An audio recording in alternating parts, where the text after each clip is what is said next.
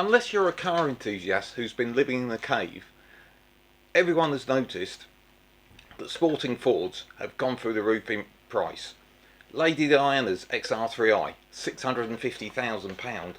The two cars from the professionals, the Capris, they're currently up for sale, guided between £200,000 and £230,000.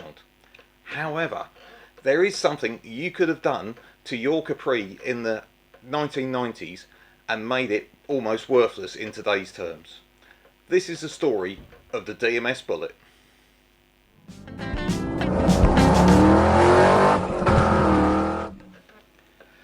Like Ferrari and Lamborghini, Aston Martin has always been one of those aspirational car brands. But as we know, it's generally out of the reach of the everyday man in the street. However, back in the late 80s, Derek Farley of Dorset Motor Services, which were then known as DMS, came up with a concept which would put that style of car within the reach of the man in the street.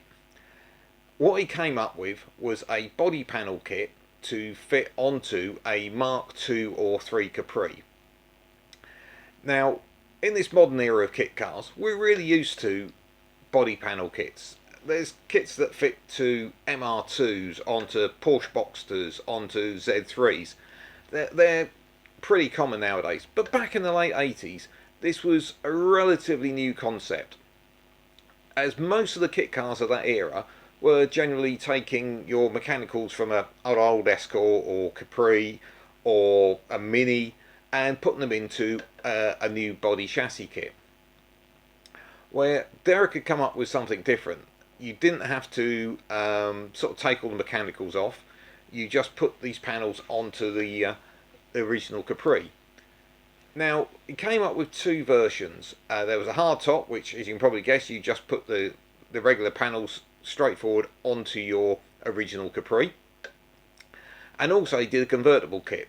Now, anybody knows anything about car monocoque chassis, you can't just cut the roof off and hope everything will be alright.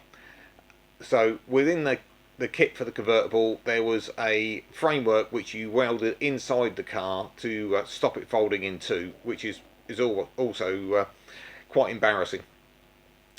So, launched in 1989, it was quite well received, and I have here a copy of a 1989 Performance Ford magazine, which was a well-respected magazine in its day, and there's an article in here for the Bullitt. As you can see, it's actually featured on the front cover, and the article was written by Ian Hine, who's a well-respected kit car journalist. And it generally got a very positive review. The car review was actually really number one, the prototype, but it went into series production really quickly.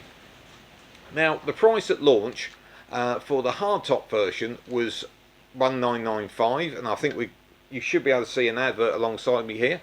And the convertible was $2,495. That was because of the additional framework that you needed to weld in.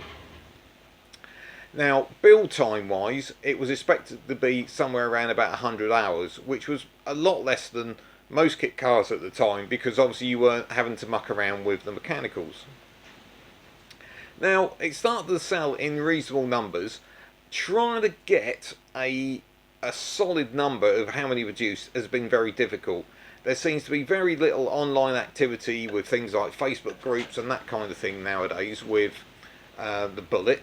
And I couldn't find anything through that. Other research, the number's very broad. It could have been 20, could have been 85. With the number that are out there, I think it's probably more like 85.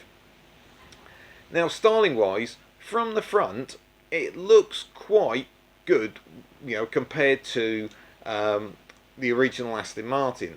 Now, Derek was obviously very careful because, as I mentioned earlier, Ford owned Aston Martin now. So if he made it too much like a replica, there was likely to be some litigation coming through the post fairly quickly. So it's more of a pastiche or a homage than a replica. But the front does look pretty good. From the rear, it used Vauxhall rear lights, and unfortunately the hardtop version to me looks more Chevette HSR than Aston Martin V8, but it was obviously compromised by the shape of the original shell. The convertible, I think, looks a lot better. Capri convertibles were not uncommon back in the day, and it's followed that sort of styling lines of a very flat rear deck. And from the cars that you come up for sale, the majority seem to be convertible, so that was obviously a very popular option back in the day. One thing that did compromise it was the wheel size, and interestingly that's what Ian Hine mentioned in the article, because proportion wise the original car used 14-inch wheels and they just don't look big enough. It doesn't look balanced sort of top to bottom, so that's one thing that let it down a little bit. So what happened? DMS continued to sell the Bullitt until 1993. They had also been selling a chassis body Cobra kit called the Venom, and they sold the whole of their kit car enterprise to a company called Classic Replicas. Now, I can't find any record that after that sale any more Bullets were produced, so I can only imagine that Classic Replicas were after the Venom. They weren't really interested in the Bullitt. Bullets come on the market every so often, and this is where the valueless thing sort of comes to me. If you've got an old Ford Capri that's been parked up in the garage for 20 years, almost regardless of engine size, if you pull it out, it's going to be worth several £1,000s, probably £3,000, £4,000, £5,000. You do a similar thing with a Bullitt, and I can back this up because at the moment on eBay is a Bullitt convertible for sale. It does need some welding. It's got a few hours left. It's £155. Now, I know some of it's fiberglass, but I think even if you weighed it in for scrap, you get more.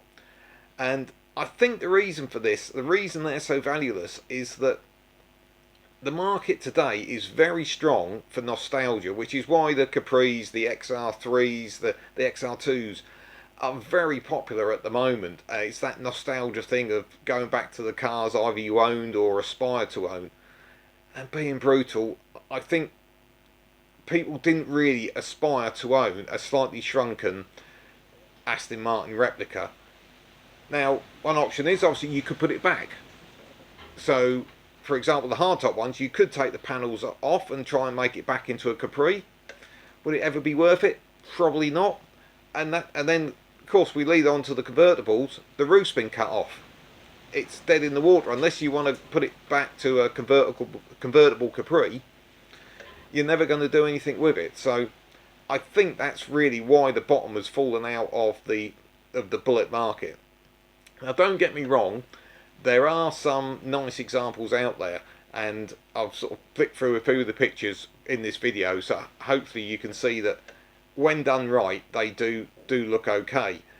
But unfortunately the ones that have fallen by the wayside or fallen in disrepair, they're just valueless. Well, I really hope you've enjoyed this little sort of background of the DMS Bullitt, a kit we don't really see very much of nowadays, but one that, you know, you could argue started off or at least gave momentum to the panel kit market. I'm Trevor, this has been a 7-spot video, and I hope you've enjoyed it, and please do us a great favour, click that subscribe button for us.